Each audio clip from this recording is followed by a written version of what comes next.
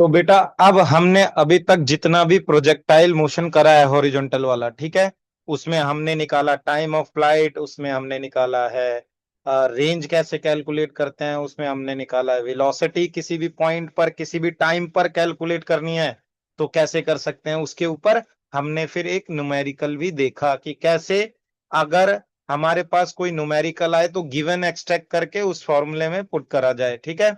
अब इसमें जो सबसे इंपॉर्टेंट टाइप का कैटेगरी बनती है ऐसे क्वेश्चंस में हॉरिजॉन्टल प्रोजेक्टाइल में, वो कुछ इस तरीके से है कि एक हेलीकॉप्टर मूव कर रहा है ना, ऐसा समझो बाढ़ का सिनारियो आया हुआ है और कुछ लोग छत पर खड़े हुए हैं। तो हेलीकॉप्टर जब जाएगा तो कितने वेलोसिटी से फूड पैकेट रिलीव करे, ठीक है, कि उन तक ही जाकर वो गिरे। देखो कई बच्चों को लग रहा होगा बिल्कुल हेलीकॉप्टर जाएगा चलते चलते, अगर हेलीकॉप्टर को क्या करना है, हाँ शर्त यहाँ पर एक है कि हेलीकॉप्टर रुका हुआ नहीं होना चाहिए, है ना, कि उस छत पे जाके रुके और ड्रॉप करे, फिर तो वर्टिकली गिरेगा उनके ऊपर। क्वेश्चन इस तरीके से आएगा कि चलता हुआ हेलीकॉप्टर है तो कितनी वेलोसिटी से कितने एंगल पर उसको फेंके ताकि वो क्या कर जाए, बिल्कुल उन्हीं लोगों के पास जाके गिरे जो इंपॉर्टेंट है, ठीक है। तो हेलीकॉप्टर वाला क्वेश्चन जो इसमें आता है वो मैं बहुत ही ज्यादा हाई रैंक करता हूं हॉरिजॉन्टल प्रोजेक्टाइल वाले क्वेश्चंस में, न्यूमेरिकल में, और ये आपको आपके स्कूल में कभी भी कहीं पर भी मिल भी सकता है। तो इसको कैसे करें सर, तो बेटा इसको करने का एक बहुत अच्छा तरीका है, इससे रिलेटेड एक बहुत अच्छी सी क्वेरी कर लेते हैं हम, ठीक है। क्या क्वेरी है हमारे पास, देखो अगर हम इस क्वेश्चन को कर लेंगे ना तो वो हेलीकॉप्टर से रिलेटेड सारे न्यूमेरिकल हमारे हॉरिजॉन्टल प्रोजेक्टाइल के हो सकते हैं। तो मान लो हमारे पास ऐसे कोई एक इंक्लाइंड प्लेन है, ठीक है, हाँ, जैसे इस क्वेश्चन में मैंने यहाँ दिखा रखा है, ठीक है। और बेटा ये एंगल थीटा है हमारे पास। अब यहां पर मान लो वो हेलीकॉप्टर है जो उड़ रहा है, हेलीकॉप्टर तो मैं एग्जैक्टली बना नहीं सकता तो समझ जाओ, वो हेलीकॉप्टर है जो जा रहा है, ठीक है, हाँ, इस डायरेक्शन में जा रहा है।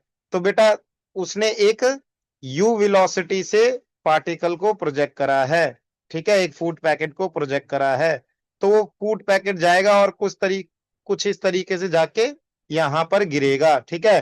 तो तुम्हें बताना है ये कितना डिस्टेंस है, ये डी डिस्टेंस कितना है, ये वाला डी डिस्टेंस निकालना है, ठीक है बेटा।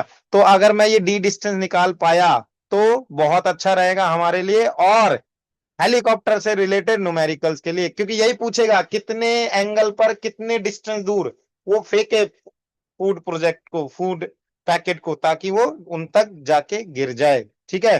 तो चलो देखते हैं कैसे होता है। अच्छा एक और चीज याद रखना कि इस क्वेश्चन में जो हमारे पास गिवन क्वांटिटी है जिसमें हम डील कर रहे हैं, हमें सिर्फ क्या गिवन है बेटा, गिवन है हमें फूड पैकेट की वेलोसिटी, कितनी वेलोसिटी से फेंका गया है वो, हमें गिवन है कि कितने एंगल पर जाके वो लोग खड़े हैं ताकि उन तक पहुंच जाए, ठीक है, थीटा एंगल गिवन है हमें, ठीक है। और क्या गिवन है बेटा हमें, और ग्रेविटी गिवन है, एक्सिलरेशन ड्यू टू ग्रेविटी, ठीक है, ए वाई हमें गिवन है जिसको हम माइनस जी लेते हैं।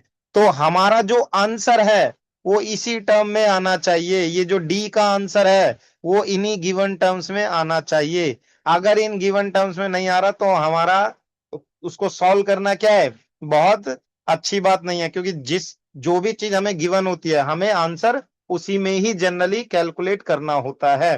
तो बेटा ये डी मुझे कैलकुलेट करना है, ठीक है, इन टर्म्स में, ओनली इन टर्म्स में कैलकुलेट करना है, ठीक है। तो चलो देखते हैं कैसे होता है। आप सबको पता है ये तो हमारे पास जो भी है ये कौन सी एक्सिस है, वाई एक्सिस है, और यहां पर ये जो भी है हमारे पास वो एक्स एक्सिस है, ओके। तो चलो स्टार्ट करते हैं, हमें निकालना है ये डिस्टेंस डी। अच्छा कितने बच्चे बताएंगे और मन में सोच सकते हैं कि अगर मुझे वाई एक्सिस का वाई डिस्टेंस गिवन है और एक्स का एक्स मुझे पता है तो ये जो डी है वो कुछ नहीं है, ये हाइपोटेन्यूज है, राइट। तो ये जो डी है मैं पाइथागोरस थ्योरम अगर लगाऊं, इसमें पाइथागोरस थ्योरम का अगर मैं यूज करूं तो बेटा ये जो डी है ये कुछ नहीं होगा, ये होगा under root x square plus y square. अब आप में से कई बच्चे कहेंगे सर ये आ तो गया, नहीं बेटा, एक्स और वाई तो हमें गिवन ही नहीं है, ये तो एक्स तो हमने सपोज करा है कि हॉरिजॉन्टल डिस्टेंस एक्स है, वर्टिकल डिस्टेंस वाई है, तो इस टर्म में आंसर हमारा नहीं आना चाहिए। हमें जो भी कैलकुलेट करना है वो इन तीनों की टर्म में हमारा आंसर आना चाहिए। तो देखो तो हम इसको कैसे कर सकते हैं, ठीक है। तो अगर मैं motion along y axis use करूं, मोशन अलोंग वाई एक्सिस अगर मैं यूज कर लूं बेटा, ठीक है, तो मेरे पास क्या हो जाएगा ये जल्दी बताओ। मेरे पास ये हो जाएगा S y equal to u y t plus half a y t square, ठीक है। और मेरा एम है डी कैलकुलेट करना है, तो एस वाई क्योंकि नीचे डिस्प्लेसमेंट होगी, है ना, तो माइनस वाई हो जाएगा ये। यू वाई पता है आपको, यहां पर जो इनिशियल वेलोसिटी है वो किसके अलोंग गिवन है, सिर्फ एक्स के अलोंग गिवन है ये वेलोसिटी, ये एक्स के अलोंग है। तो सर वाई वाली कहाँ है, वाई वाली तो है ही नहीं, है, तो वाई वाली हम यहाँ पर क्या रख देंगे, जीरो रख देंगे यहाँ पर, ये देखो zero into T half a Y बताओ कितना है, ए वाई हमारे पास माइनस जी होता है, टी स्क्वायर हो गया हमारे पास, तो माइनस वाई इजकल टू क्या आ गया, minus half g t square, ठीक है। माइनस से माइनस कैंसिल, वाई हमारे पास कितना आया, हाफ जी टी स्क्वायर, ठीक है। तो ये क्या आ गया, हमें तो डी कैलकुलेट करना है, और बेटा वाई और टी तो हमें यहाँ गिवन नहीं है, तो हमें इस वाई और टी को यहाँ से हटाना पड़ेगा। हमें सिर्फ तीन चीजें गिवन है, यू गिवन है, ठीक है, acceleration due to gravity given है क्वेश्चन में, और हमें जो गिवन है वो है हमारे पास एंगल गिवन है हमें, ठीक है। तो चलो देखते हैं क्या हो जाएगा ये। तो क्या मैं इस y को किसी तरीके से यहां से हटा सकता हूं, बिल्कुल हटा सकता हूं। अगर मैं इस ट्राइंगल में देखूं, अगर मैं इस ट्राइंगल में देखूं तो मेरे पास ये y है, ये x है, ये थीटा है, तो बेटा मैं यहाँ अगर टेन थीटा यूज करूंगा, अगर मैं यहाँ टेन थीटा यूज करूंगा तो ये हो जाएगा y अपॉन एक्स एक्सिस, क्योंकि परपेंडिकुलर अपॉन बेस होता है ये, ओके। तो परपेंडिकुलर हमारा हो गया y और बेस हमारा हो गया क्या, x, ठीक है। तो बताना बेटा यहां पर y को मैं किससे रिप्लेस कर सकता हूं, x टेन थीटा से, ठीक है। तो ये अगर मैं कह रहा हूं इक्वेशन फर्स्ट है, तो ये मेरी इक्वेशन होगी सेकेंड, ओके, सही है। अब कई बच्चे बोलेंगे सर हमें कैसे पता रहेगा कि इन ये ऐसे ये सारी चीजें करनी है, तो बेटा इसके लिए हमें एक बार उस क्वेश्चन को पढ़ना पड़ता है, टीचर को एक बार इसे पढ़ाना पड़ता है, अब हम इससे चीजें सीख लेते हैं और फिर इसको अप्लाई करने के काबिल हो जाते हैं, ठीक है। तो हमने, हमारे पास y क्या आ गया, x टेन थीटा। अब मजेदार बात यह है कि हमें टाइम भी नहीं गिवन है, तो टाइम का भी कुछ करना पड़ेगा। तो बेटा टाइम के लिए हम जाएंगे x एक्सिस के पास, तो मोशन अलोंग x एक्सिस देख लेते हैं, ठीक है। x एक्सिस के अलोंग अगर मोशन हम देखें तो यहां पर बताओ कितना हो जाएगा, एक्स एक्सिस के अलोंग मोशन एस एक्स, ये वाली इक्वेशन यूज करेंगे, you x T plus half A x T square. अगर हमें टीचर ने ये सब पढ़ा दिया तो इसको अप्लाई करना फिर सीखना होता है ना। तो पहली बार तो आपको ये सब चीजें टीचर से सीखनी पड़ेंगी, किसी अपने मेंटोर से सीखनी पड़ेंगी, फिर जाके हम इसको अप्लाई कर पाएंगे, ठीक है। तो बताओ एस एक्स हमारे पास कितना हो जाएगा बेटा, ये तो हमारे पास एक्स एक्सिस होगा, एस एक्स मतलब displacement along x axis, u x हमारे पास initial velocity along x axis, हाँ जी ये बिल्कुल है, ये है हमारे पास u, क्योंकि ये दिखा दूं आपको, हेलीकॉप्टर ने जो वेलोसिटी दी है यहाँ पर, ठीक है, ये जो वेलोसिटी है ये यू एक्स ही तो है, राइट। तो वापस आ जाते हैं यहाँ पर, तो ये जो हमारे पास आ गया बेटा, क्या आ गया, ये यू एक्स को यू ले लेंगे, टी को टी, हाफ ए एक्स हो गया हमारा zero, t square x is equal to u t. तो बताओ टी यहाँ पर क्या हो गया, टी हो गया एक्स बाय यू। तो जो वो जो चीज हमारे पास आई है उसको चलो हम पुट कर देते हैं फर्स्ट इक्वेशन में।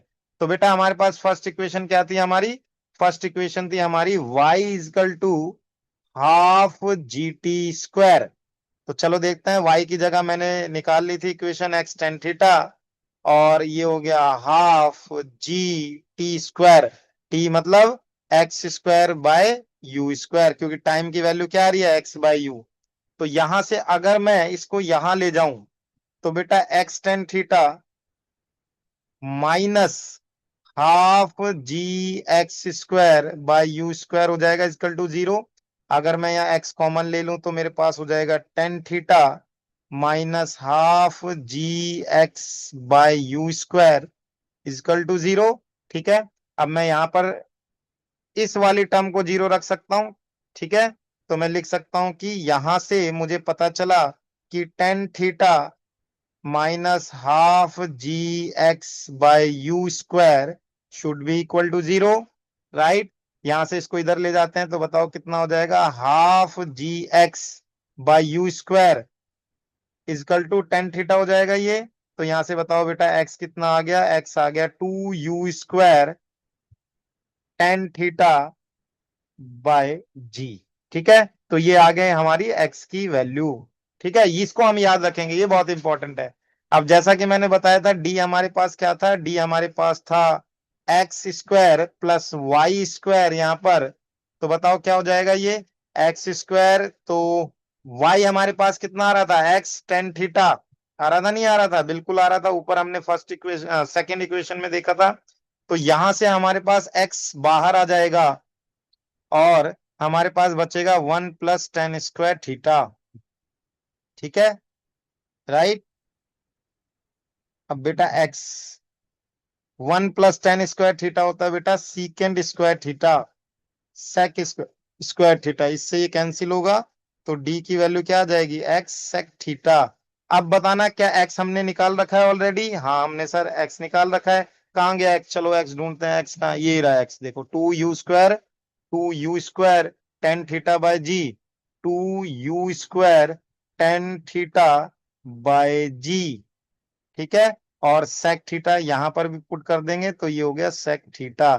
तो देखो, क्या मैंने डी की वैल्यू अपनी नोन टर्म्स में कैलकुलेट कर ली, बिल्कुल कर ली। सर क्या ये हमें पहली बार कोई मेंटोर ही बताएगा, हाँ बेटा ये पहली बार आपको कोई आपका मेंटोर या टीचर ही बताएगा, उसके बाद हम चीजों को समझ पाएंगे और अप्लाई कर पाएंगे। अब नेक्स्ट प्रॉब्लम में हम देखेंगे कि इसको कैसे अप्लाई करा जाए हेलीकॉप्टर प्रॉब्लम के ऊपर। ठीक है, ओके, तो नेक्स्ट उसमें हम देखते हैं इसको बहुत अच्छे से, ये बहुत इंपॉर्टेंट है, इसको बहुत अच्छे से कर लेना। ओके, चलो बेटा, ओके बाय।